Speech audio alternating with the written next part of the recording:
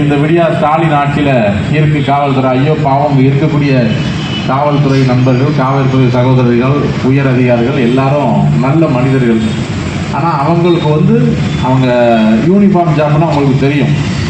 Uniform போட்டு வேலை செய்யக்கூடியவங்க காவல்துறை, ஃபாரஸ்ட்டு, இந்த மாதிரி மிலிட்ரி, இவங்க பூரா அந்த யூனிஃபார்ம் சர்வீஸில் இருக்கக்கூடியவங்க ஹையர் ஆஃபீஸர் என்ன சொல்லுதாங்களோ அதை கேட்கக்கூடியது தான் அவங்களுடைய பணி.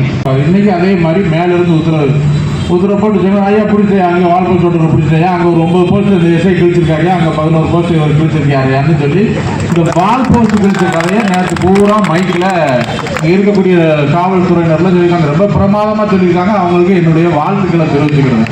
யூனிஃபார்ம் போட்டால் தான் உனக்கு மதிப்பு. இங்கே இருக்கக்கூடிய அதிமுக தொண்டர் ஒவ்வொருத்தரும் எதுக்கணும்னு நினைச்சா அப்படி காலியாகி போயிருந்தீங்க. அதை யோசனை பண்ணி பார்க்கணும்.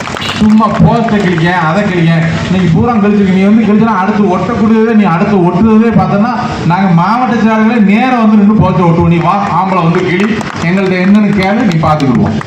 ஒரு போஸ்ட் ஓட்டுனா உனக்கு துப்பு இல்லை, திராணி இல்லை, எதுக்கு பேசுறதுக்கு மேலே இருந்து சொல்லுங்க. ஐயா ஒரு போஸ்ட்டை கிழிக்க சொல்றதில்ல, நான் எம்பிட்டு படிச்சுட்டு வந்திருக்கேன். ஒரு குரூப் 1 சர்வீஸு, ஒரு ஐபிஎஸ்க்கு படிக்கிறது, ஒரு எஸ்ஏ செலக்ஷனுக்கு வரைக்கும் அவ்வளோ ஓடி வந்திருக்கோம்னு சொல்றதுக்கு வழி இல்லாமல் இப்படி உட்காந்து கிழிச்சுக்கிட்டு அவனு சொல்லுன்னு வெக்கம் கட்டு உட்காந்து. இப்போ உங்களை சொல்லி என்ன செய்ய, நீங்கள் வாங்கி வரோம். அப்படி செந்தூர் பாண்டியன் அன்னைக்கு எங்கள் அப்பா சொன்னார், எப்போ என்ன இப்படி சொல்லி அவன் நம்ம வீட்டுக்கு வந்தாங்களா வச்சாங்களான்னு சொல்லி நான் சொன்னேன்.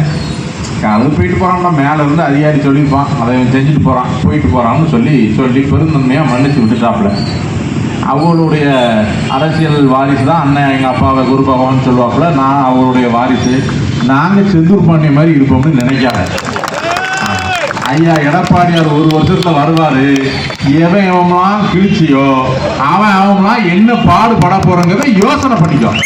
செந்தூர் பாண்டிய மன்னிச்சாருங்கிறதுக்காக நாங்களும் மன்னிச்சுட்டு போவோம்னு நினைக்காத. அதே மாதிரி எடப்பாடியாரும் லேசா விட்டுட்டு போவாருன்னு நினைக்காத. எல்லாத்தையும் வச்சிருப்பாரு கணக்கில், அக்கௌண்ட்ல ஏறிக்கிட்டே போவோம்.